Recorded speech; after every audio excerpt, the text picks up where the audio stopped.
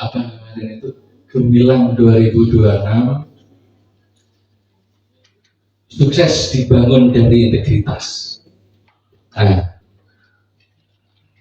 dari makna itu setelah itu saya mencari kira-kira apa yang pas.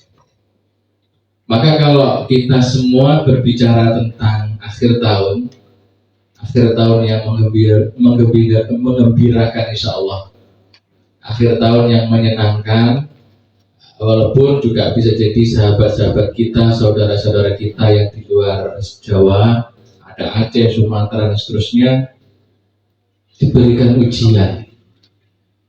Ujian itu, ini Bapak Ibu, ini penting juga saya sampaikan. Ujian itu ada dua, yaitu adalah ujian kebaikan atau kebahagiaan, kesuksesan, dan ada ujian kesulitan. Dua-duanya ujian. Sukses itu juga ujian. Ketika kita diberikan kesuksesan, kita diberikan kebahagiaan, kita diberikan limpahan harta yang banyak, itu juga ujian. Tinggal kita mampu bersyukur atau tidak dengan ujian itu. Kalau enggak, berarti kita enggak sukses dari ujian. Kan kalau orang diuji kaya, bahagia, itu kadang-kadang lupa untuk bersyukur. Apa jenengan ini kan ujiannya bukan kesulitan, tapi kan ujian kebahagiaan kalau saya lihat. Nggih, kebahagiaan penuh canda tawa, pas nggak ada target ya. Kalau pas banyak target kira-kira ya sama saja dengan saya kira-kira gitu.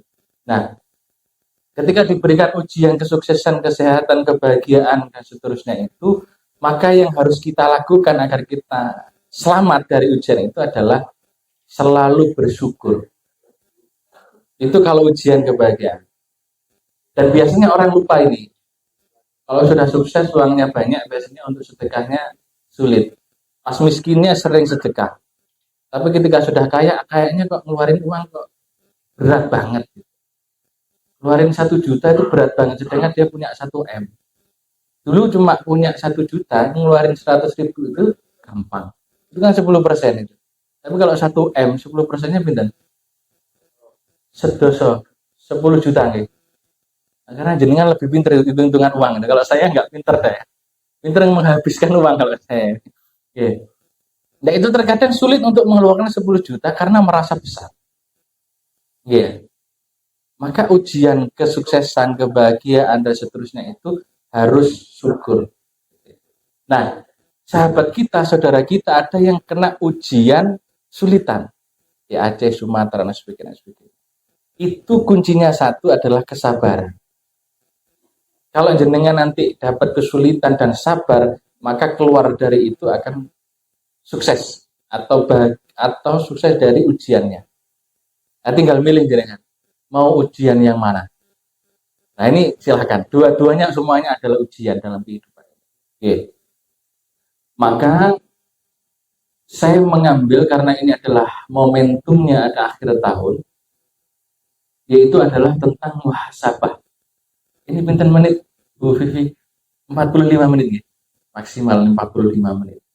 Nanti kalau misalkan waktunya sudah mau habis, saya dikasih kartu kuning. Baik.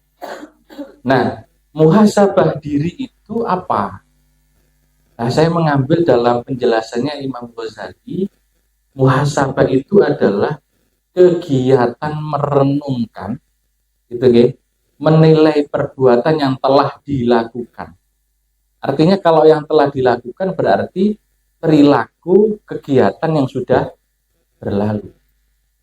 Kalau sekarang Desember, berarti kan mulai Januari sampai Desember kita melakukan muhasabah. Merenungkan diri kita ini seperti apa. Nah, itu dijelaskan di dalam kitab Ihya. I'lam annal abda kama yambaghi ayyakuna lahu waqtu fi awwalun nahari yusyaratu fihi nafsahu ala sabili tawsiyati bil haq. Fayambaghi ayyakuna lahu fi akhiri nahari sa'atan yutalibu fiha nafsi wa yuhasibuha ala jami'i harakatuha wa sakinatuha. Dijelaskan di dalam sini, iklam, ketahuilah gitu ya, bahwa hamba sebagaimana seharusnya memiliki waktu di awal hari untuk berjanji kepada dirinya sendiri untuk berpegang teguh pada kebenaran. Di sini dikatakan ala sabili tausiyati bil haq, berpegang teguh kepada kebenaran. Jenengan bangun tidur itu doanya apa? Alhamdulillahilladzi alhamdulillah. Niku doane. Kenapa harus alhamdulillah? Karena kita sedang belajar mati sebenarnya Pak. Kan kalau kita tidur jam 9 atau jam 10. Kalau Bapak-bapak jam berapa tidur? 2:30. Iku gak tidur Pak. Ronda namanya. Jadi 2:30 tidur itu kayak saya pas kuliah itu ya. Tidurnya jam setelah subuh itu ya. Karena malamnya bergadang. Bergadangnya mahasiswa kan diskusi Pak.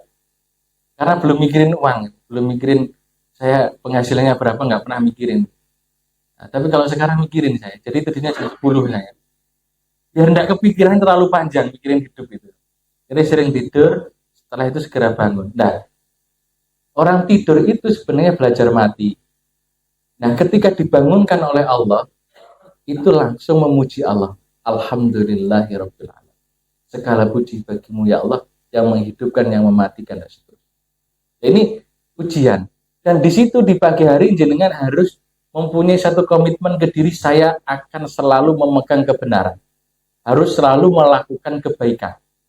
Maka di sini penting di awal di pagi hari sampai dia pembahasan lain di Nasihatul Ibad itu, di pagi hari bangun itu kalau orang tidak ngerasani temennya, tidak nyacat orang lain, dan di situ mendoakan terbaik kepada yang lain, maka itu dijamin tempatnya surga. Karena pagi-pagi itu jangan sampai kita melakukan ketidakbaikan. Maka di situ apa kata Imam Ghazali? Ala sabili tausiyati bil haq, berpegang teguh kepada kebenaran. Aku niat baik, setelah ini bangun, setelah ini mandi, siap-siap sarapan, dan saya akan ngantor. Jangan dianggap ngantor itu tidak kebaikan, Pak. Ngantor itu adalah kebaikan. Jalan kebaikan panjenengan itu adalah bekerja dengan baik. Bekerja dengan sesuai yang sudah menjadi SOP di perbankan di sini. Itu kebaikan. Ada 2 rezeki. Itu terlalu panjang ya, nggak apa-apa. Ada 2 rezeki yang itu bisa diambil dalam cara kasab, ada yang diambil dengan cara tajrid. Saya kemarin juga saya singgung ini. Ini sebenarnya ada cerita yang menarik yang terjadi yang dilakukan oleh Al-Imam Syafi'i dengan Imam Malik. Imam Syafi'i bukan saya nih. Imam Syafi'i madhab nih gitu. Bukan Imam Syafi'i yang saya. Saya kan KW banyak itu, KW baru saya. Imam Syafi'i itu pernah sedang berdiskusi, berdialog dengan Imam Malik. Beliau ini Imam Syafi'i santrinya, muridnya. Imam Malik itu adalah gurunya. Nah, di suatu hari dia berdiskusi tentang satu hadis. Yaitu lau tawakkaltum 'alallahi haqqa tawakkulihi la razaqakum kama yarzuqut tayra taqdu khimasan wa taruhu bitona. Ini hadis yang didiskusikan. Ini membicarakan tentang tawakal. Nah, kata Imam Malik, andaikan kamu bertawakal kepada Allah dengan sebenar-benarnya tawakal, gitu, la razaqakum, maka rezeki kalian itu akan datang dengan sendirinya, selamat aman. Maka muncullah satu pemikiran tajrid. Kalau mendapatkan rezeki tidak perlu kerja. Wis pokoknya ngajar, diem di rumah, wiritan itu rezeki datang sendiri. Kata Imam Malik. Nah, kita nggak bisa di sini, kawan. Makom kita nggak di sini. Kalau kita itu wiritan di rumah, baca Quran terus ngajar ngaji di rumah, kayaknya kelaparan beneran. Lah, Imam Syafi'i berpikir sebaliknya. Imam Syafi'i mengatakan bahwa rezeki itu harus diusahakan. Kenapa mengambil hadis berikut dan kelanjutannya? Karena kama yarzuqut tayra ta'du himason wa taruhu bitonan. Seperti rezekinya burung. Burung itu keluar dari sangkar dalam kondisi lapar, kembali dalam kondisi kenyang. Artinya harus ada usaha yang dilakukan untuk keluar dari sarang. Kalau enggak akan dapat itu, kata Imam Syafi'i. Oke, akhirnya diskusinya enggak selesai Bapak Ibu. Karena santrinya juga menghormati kiainya, menghormati gurunya, maka Imam Syafi'i izin untuk pulang. Nah, dalam sesuatu waktu, beliau itu ketemu oleh orang yang sedang memanen anggur. Nah, Imam Syafi'i akhirnya berpikir, oh ya sudah, saya tak bantu memanen anggur. Setelah memanen anggur, rupanya Imam Syafi'i mendapat upah anggur. Dia senang sekali. Senangnya bukan karena dapat anggurnya, senangnya karena hujah pemikirannya benar. Berpikir bahwa kalau ingin mendapatkan rezeki harus berusaha, harus ikut manen anggur. Dan setelah itu mendapatkan anggur, senang, dia semangat untuk sowan ke gurunya Imam Malik. Setelah itu ketemu Imam Malik. Wah, setelah ketemu Imam Malik, mengatakan, wah, dengan senang semangatnya Imam Syafi'i mengatakan, ya Imam Malik, ya Syekh, saya sudah mendapatkan bukti bahwa rezeki itu harus diusahakan. Dan ini buktinya, setelah saya memanen, cerita panjang tadi itu, saya mendapatkan anggur. Dikasihlah itu kepada Imam Malik. Imam Malik mengatakan, sama, saya mulai pagi sampai sore, itu hanya mengajar santri, dan saya hanya terfikir untuk mendapatkan anggur. Enaknya siang-siang panas itu makan anggur. Rupanya alhamdulillah sampean bawa anggur ke saya. Dua-duanya sama benarnya, tapi jangan memaksakan, Bapak. Kalau makomnya harus kerja ya harus kerja. Kayak saya ini kalau nggak ngajar di kampus, ya wallahu a'lam bishawab, nggak untuk gaji kira-kira gitu. Maka ada ikhtiar yang kita lakukan, ada juga makom yang memang tidak harus melakukan ikhtiar dohir. Nah, ini yang maksud kami harus dipahami. Jangan sampai kerja di bank, saya ikut Imam Malik saya. Jadi hanya berdoa nanti, insya Allah nasabah akan datang sendiri. Tidak bisa, Pak Ibu. Oke, ikut Imam Syafi'i yang harus berusaha, berikhtiar maksimal, akan tetapi di situ ada tawakal kepada Allah. Nah, ini maksud saya harus dipahami. Nah, yang kedua, kata Imam Ghazali di dalam Ihya, fayam bagi ayyakuna lahu fi akhir nahar sa'ah yutolba fiha nafsi wa yuhasibu ala jami harakatu wa sakinatu. Nah, akan tetapi ketahuilah di akhir hari itu jenengan harus melakukan muhasabah. Harus ada waktu untuk memperhitungkan atas gerak-gerik dan diam kita. Setiap hari kita semua ini harus melakukan muhasabah. Paginya niat baik melakukan kebaikan, sore hari akhir yaum, akhir hari kita melakukan muhasabah. Sebenarnya yang jenengan muhasabah setiap tahun ya apik Bapak Ibu. Tapi kakean sing kita muhasabah. Maka harusnya ngaji ini saulan pisan. Jadi muhasabah kan penak. Nah, maka muhasabah itu harus kita lakukan. Untuk apa? Ini yang menjadi penting. Untuk agar kita mengetahui perilaku kita ini sudah benar atau tidak.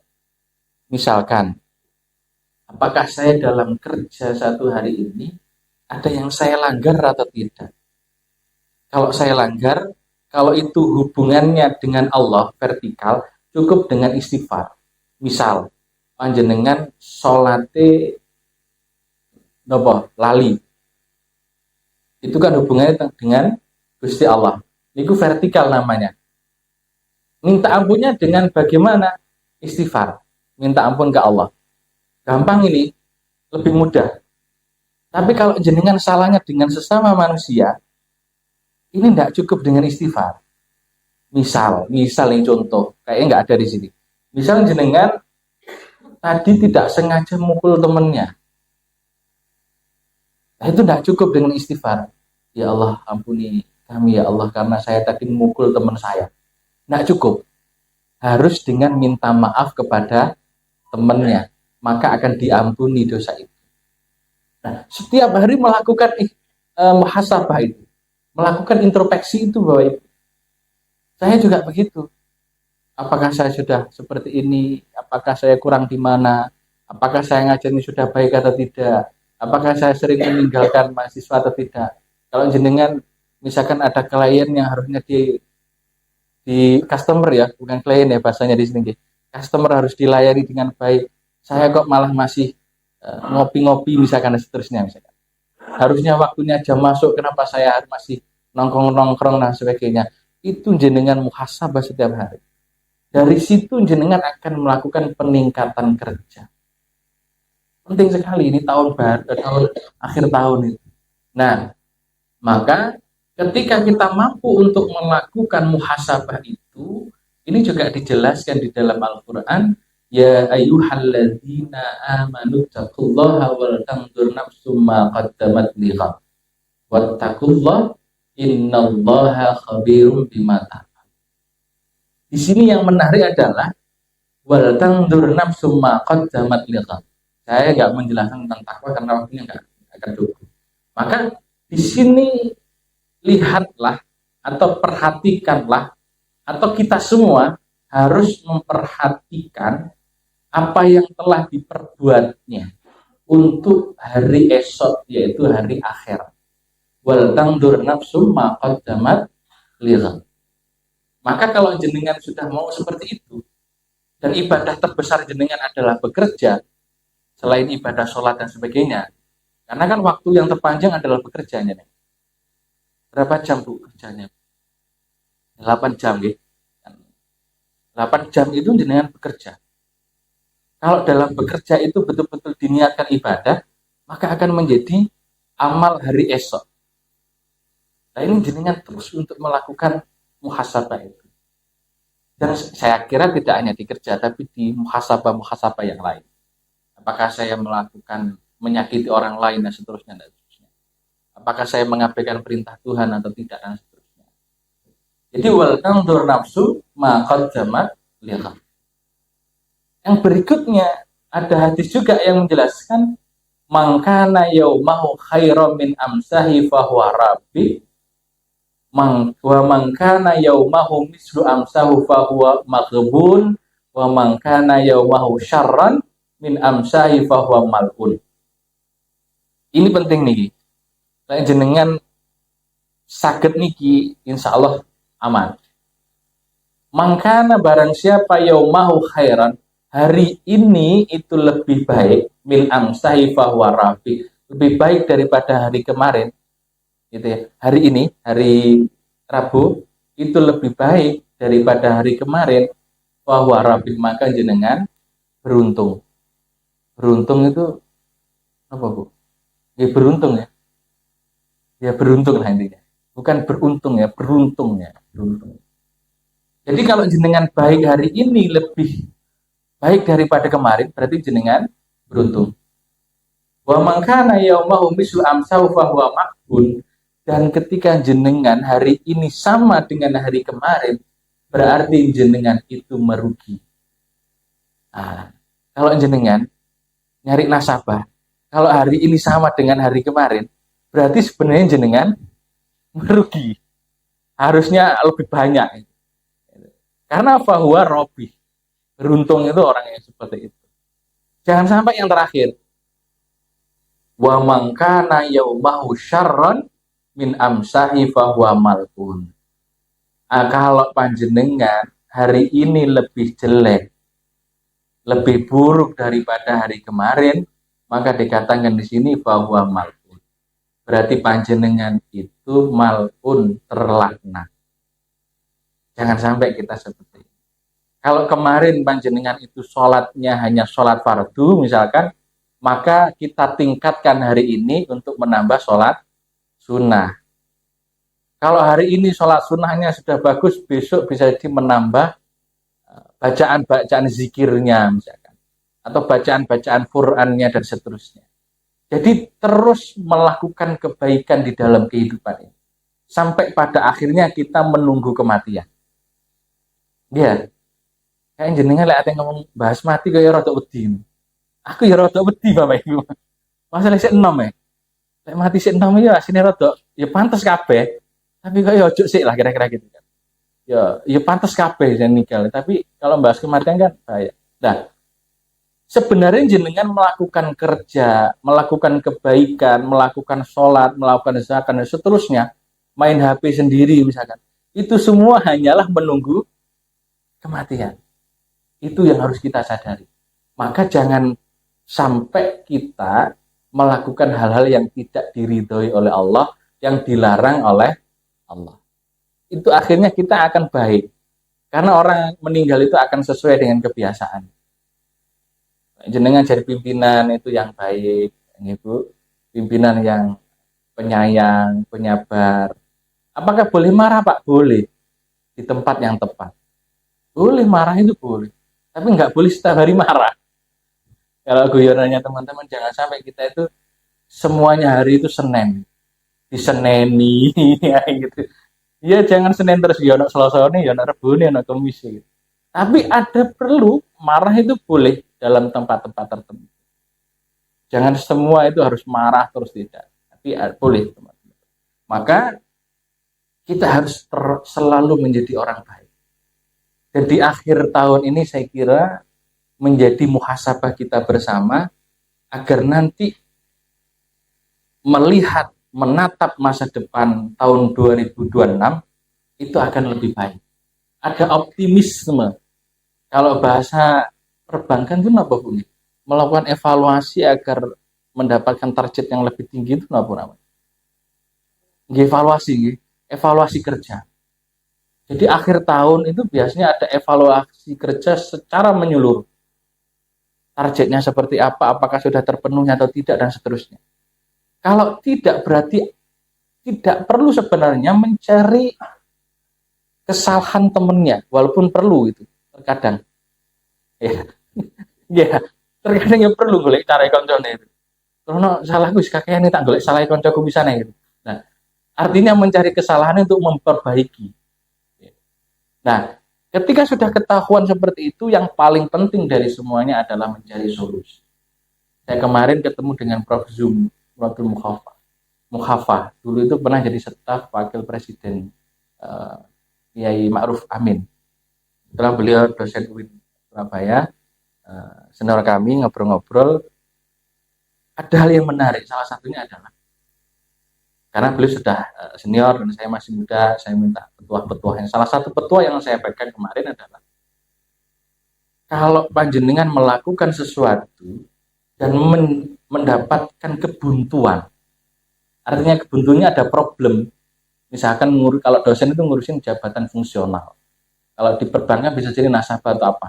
Ketika ada kebuntuan, jangan pernah berhenti di kebuntuan itu, tapi carilah titik-titik solusi yang lain untuk menyelesaikan kebuntuan. Tak pikir-pikir benar juga ya. Kalau ada kebuntuan, carilah titik-titik solusi untuk menyelesaikan kebuntuan, bukan berhenti dari melakukan perbaikan atau ketika sudah ada buntu, ada masalah, wis selesai wis ning kene gitu. Enggak boleh berhenti. Justru mencari jalan keluarnya, mencari solusinya. Dan beliau sukses sampai jadi staf wakil presiden pada waktu staf presiden, wakil presiden, dan beliau juga guru besar dan seterusnya. Luar biasa. Ibu-ibu kayak jenengan ini luar biasa. Nah, dari situ saya belajar, maka di akhir tahun ini seperti apa sebenarnya problem kita. Dari problem itu cari solusinya, bukan mandek stagnan, tapi memberikan solusi-solusi terbaik dan menatap masa depan tahun 2026 yang lebih baik. Dan yang terakhir, ini slide terakhir maksud saya. Slide terakhir paling 10 menit lagi. Cukup nggih, Mas nggih. 10 menit lagi insya Allah. Nah, bagaimana kita menumbuhkan integritas? Saya mengambil di penjelasan juga di Imam Ghazali sebenarnya. Nanti ada 4 hal yang harus dilakukan. Tapi dari situ sebelum ke sana, ada hadis yang saya kira menarik dan sangat populer. Ini hadis Rasulullah dan ini menjadi satu bagian orientasi tujuan kenapa Rasulullah itu diperintah atau diciptakan atau dijadikan Rasul di muka bumi ini. Yaitu innama bu'istu liutammima makarimal akhlak. Nabi Muhammad diutus di bumi ini untuk menyempurnakan akhlak. Karena integritas itu sebenarnya berbicara tentang akhlak. Tidak semua orang yang intelektualnya tinggi itu berintegritas. Kenapa? Karena integritas tidak linearitas dengan keilmuan. Tapi integritas itu linearitas dengan akhlak, kepribadian, etika atau apalagi ya bahasa yang lain, perilaku. Itu linearitasnya di situ. Nah, saya pernah ditanya, bagaimana orang-orang yang S1, S2, S3 kok juga tidak punya integritas? Karena tidak ada linearitas yang sangat signifikan. Tapi berhubungan dengan akhlak. Maka yang diperbaiki akhlaknya. Akhlak itu menurut Imam Ghazali kan sesuatu yang muncul secara otomatis. Nah, jenengan kemarin sudah saya singgung ini, yang pertemuan pertama itu, yang otomatis yang seperti apa? Gitu. Sampai dikatakan dalam hadis yang lain, akmalul mu'minina imanan ahsanuhum khuluqa. Tidak dikatakan sempurna keimanan seseorang itu kalau ahsanuhum khuluqa, kalau tidak mempunyai akhlak yang baik. Nah, jenengan nanti ya jenengan mikir-mikir, ya Mbak, saya juga sama. Mikir-mikir sendiri apakah akhlak saya sudah baik atau tidak. Kepada semuanya. Kalau saya lihat pegawai bank itu akhlaknya baik ketika menerima nasabah. Tidak tahu aslinya. Tapi setidaknya kalau saya masuk ke bank, itu apa yang bisa dibantu Bapak, apalagi kalau melihat pakai bawa koper agak banyak gitu ya. Apakah Bapak mau apa misalkan itu. Itu senyumnya itu luar biasa itu. Nah, itu seharusnya akhlak yang memang ada dalam kehidupan kita. Harus ada itu. Itu pertama. Yang berikutnya, ini yang ingin saya sampaikan menurut Imam Ghazali, ini setelah ini kita selesai bahwa itu. Arba'atu arkanil la budda minal husni fi jami'i hatta yatimma husnul khuluq. Ada 4 rukun, ada 4 hal yang tidak boleh tidak ada ya kalau dan harus jadi jami'ah, berkumpul 4-nya sehingga dia menjadi kesempurnaan husnul khuluq, kesempurnaan akhlak yang husnu, akhlak yang baik. Ada 4 hal kata Imam Ghazali. Yang pertama adalah pengetahuan yang baik, harus punya ilmu mana yang ini boleh, mana ini tidak boleh, mana yang ini haram, mana ini yang halal, mana yang subhat, mana yang remang-remang dan seterusnya. Tahu itu. Maka pertama harus punya ilmu. Kayak begini nih, kita ngobrol santai, tausiah begini itu juga menambah ilmu. Yang kedua adalah kecerdasan emosional. Mampu mengendalikan diri.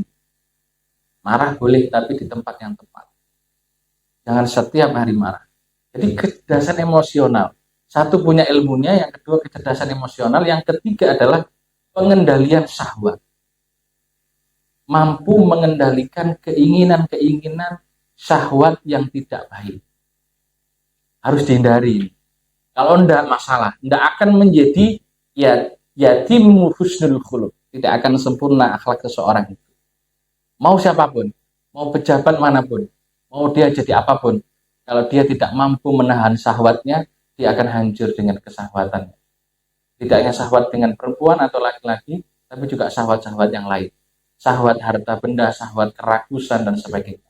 Kenapa gunung pohon-pohon ditebal begitu habisnya? Karena ada syahwat yang tidak dikendalikan.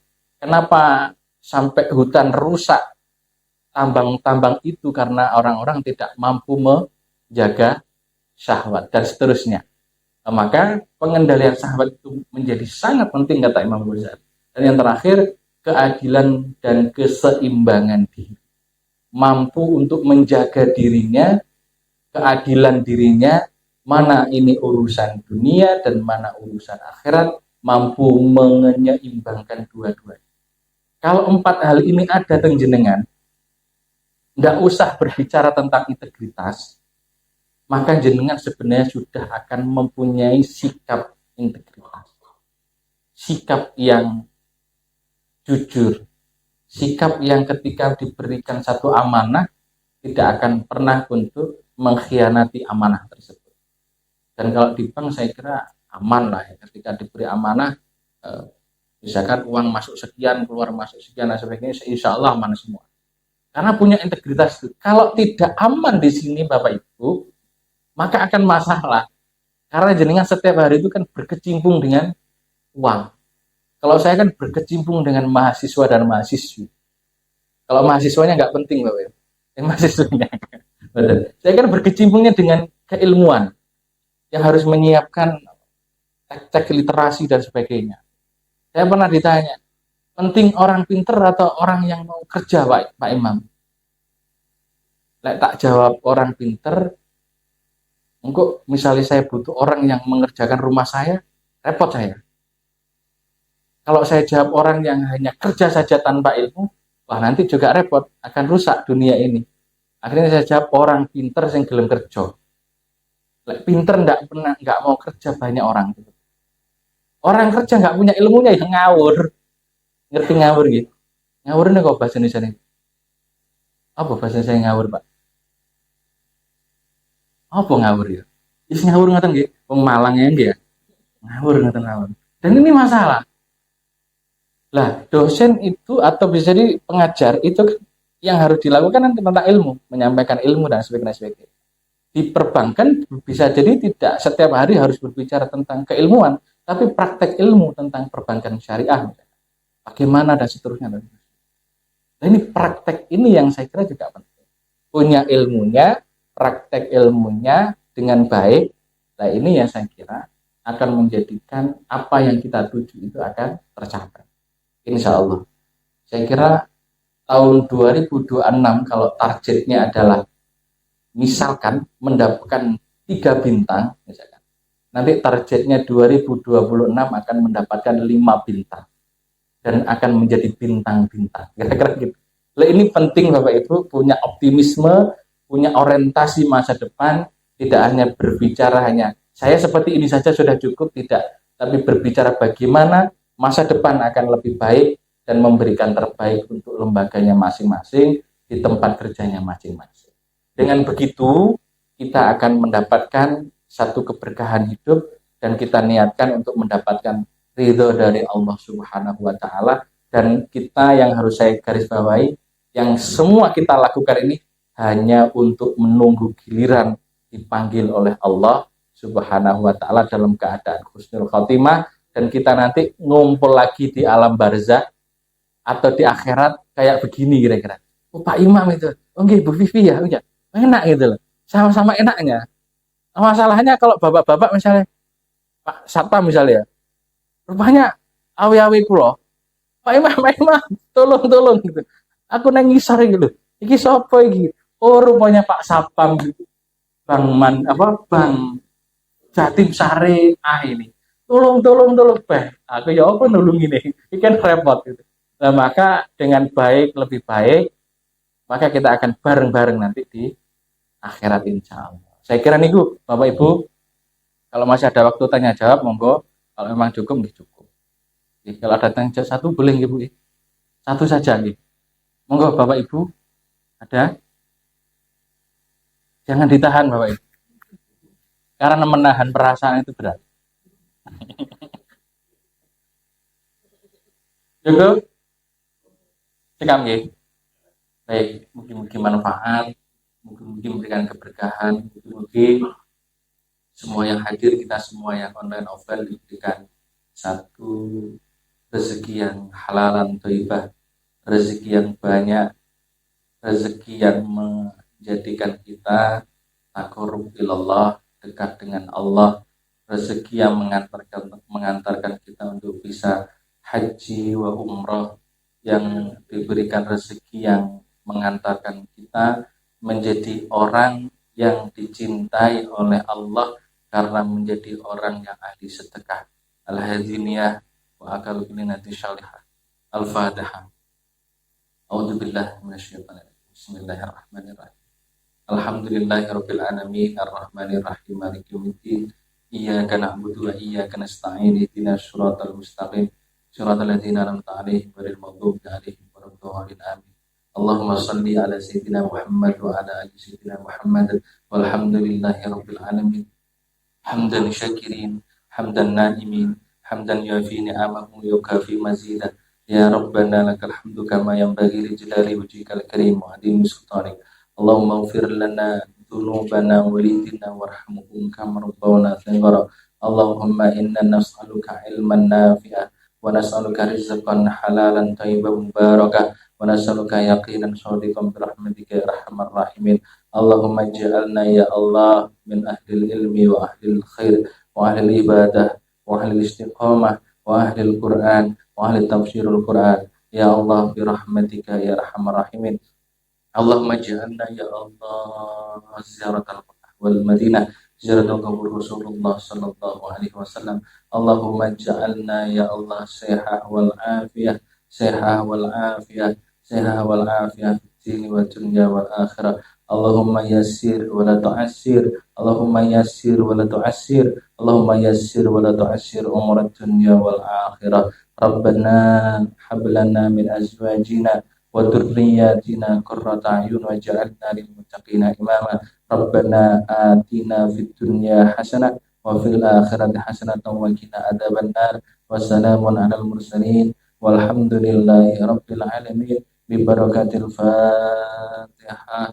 A'udzu billahi minasyaitonir rajim. Bismillahirrahmanirrahim. Alhamdulillahirabbil alamin. Arrahmanir rahim. Maliki yaumiddin. Iyyaka na'budu wa iyyaka nasta'in. Ihdinas siratal mustaqim. Shiratal ladzina an'amta 'alaihim ghairil maghdubi 'alaihim waladdallin. Amin. Kurang lebihnya mohon maaf. Dulu kalau wallahul muwaffiq ila aqwamit thoriq. Wassalamualaikum warahmatullahi wabarakatuh.